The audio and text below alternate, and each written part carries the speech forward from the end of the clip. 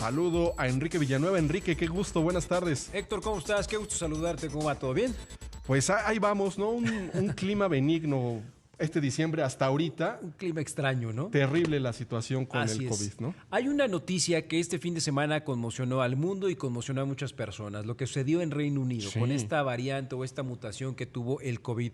Pero vamos a entender cuáles son los pros y los contras de estas variaciones, porque desafortunadamente sí se tienen que tomar medidas, como lo decías hace unos minutos, en cuanto a bloqueo de algunos vuelos, quizá a lo mejor ya no darle tanto espacio a las salidas que podría tener este virus por parte del Reino Unido. Se hicieron cercos sanitarios no solo en Inglaterra, sino al sur del Reino Unido. Pero bueno, vamos a entender primero que una de las cosas que caracteriza a los virus justamente es esta mutación. Los virus mutan durante todo el tiempo y es parte de su naturaleza, sobre todo para sobrevivir. Y hay una teoría muy importante que dice Miguel Pitel, es doctor en genética y biología celular española, y que hasta cierto punto es lógica. Todo ser vivo, o bueno, todo organismo que esté en este planeta lo que quiere es sobrevivir. Nosotros lo que queremos sobrevivir en este momento Es justamente instinto. es eso. Es instintivo. Ahora, ¿qué pasa cuando un virus nuevo, bueno, en este caso nuevo para la especie humana, está siendo atacado por todos los frentes, por medicamentos, por vacunas, por tratamientos? Lo que él está haciendo es tratar de sobrevivir. Se da cuenta que si tiene una mortalidad mucho más grande, lo que dice la teoría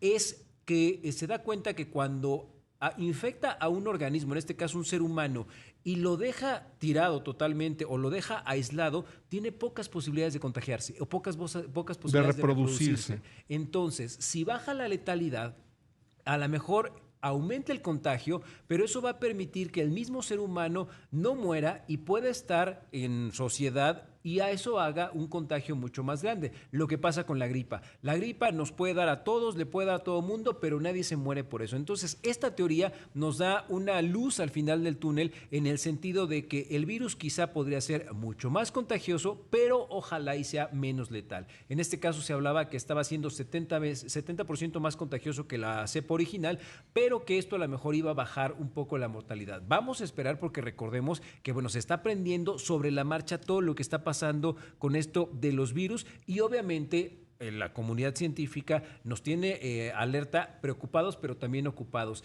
Hasta eso es un proceso natural. Lo que pasa es que cuando hacíamos una vacuna o cuando la ciencia hacía una vacuna, pues le tomaba 10, 15 años. Entonces veías una mutación, la agarrabas, veías cómo la ibas a manejar. En este caso, pues estamos hablando en cuestión de días. Claro, para los estándares hollywoodenses a los que estamos acostumbrados los seres humanos, cuando tú escuchas una mutación, una variación siempre es peligrosa. Sí, no, por eso la gente está asustada. Pero lo que dices, con base en este científico español, realmente es importante porque hay que mantener la serenidad, las medidas de higiene, de sana distancia, de uso de cubrebocas.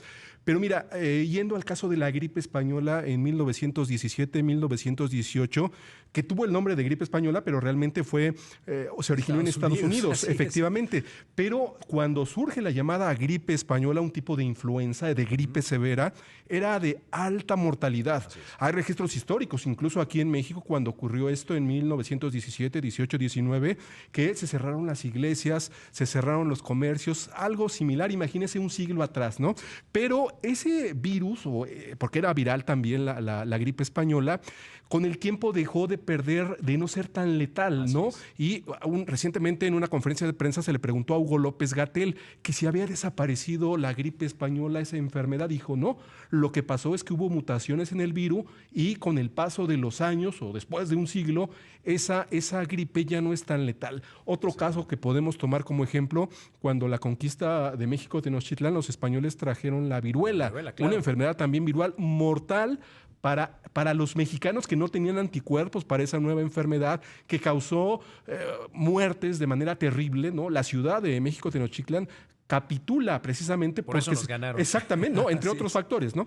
Pero porque era altamente contagiosa la viruela y altamente mortal. Situación que ahora, bueno, hay vacunas, no es el mismo caso. Esperemos que con el COVID-19 ocurra algo similar. La tecnología está avanzando muchísimo y justamente en ese mismo sentido, para que nos demos una idea, alrededor de 2 mutaciones al mes es lo que registra la enfermedad. De hecho, del primer virus registrado en Wuhan, hasta ahora ha habido 25 mutaciones que podrían podrían considerarse importantes, porque mutaciones del virus ha habido miles, ¿no? Entonces, hay que tener una actualización periódica de las vacunas, no lo sabemos. Por fortuna, no hay una sola vacuna en cuanto a un proceso natural. Por ejemplo, Pfizer y Moderna están innovando en cuanto a vacunas y en cuanto a la tecnología que van a usar. De hecho, esta tecnología está configurada y los científicos se dieron a la tarea de configurarla igual, justo por si había alguna mutación del virus. Recordemos que, por ejemplo, en el virus de la influenza hubo una mutación y periódicamente se tiene que estar actualizando, nada más que ya no se parte de cero esa actualización, simplemente se van poniendo los códigos para tratar de aislar a la proteína y ayudar mejor.